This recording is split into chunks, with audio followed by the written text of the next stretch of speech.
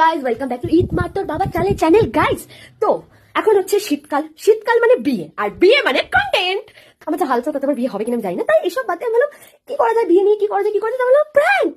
Live আমার সাথে এত বড় প্র্যাঙ্ক করছে আর আমি প্র্যাঙ্ক করতে কি দোষে। তো আমি বললাম কার উপর প্র্যাঙ্কটা করবো, কারণ আমার এটা আমি আমার মা আর বাবার উপর প্র্যাঙ্ক করলে আমার ছবিটা দেওয়ালে থাকবে। তাই আমি আমার মার উপর প্র্যাঙ্ক করবো। তাই বলে এটা ভেবো না যে মার উপর প্র্যাঙ্ক করলে মা কিছু বলবে না। মানে আমি যদি মাকে গিয়ে বলি যে মা আমি বিয়ে করবো, তাহলে বেশি কিছুই হবে না, আমার মা আমাকে এমন মারবে যে আমার মুখটা হনুমানের পাছার মতো লাল হয়ে যাবে।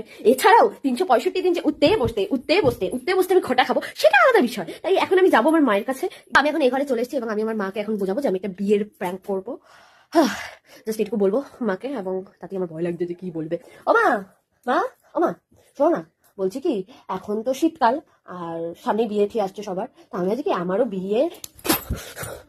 আরে তুমি শোনো আমার কথা, আরে আমার কথাটা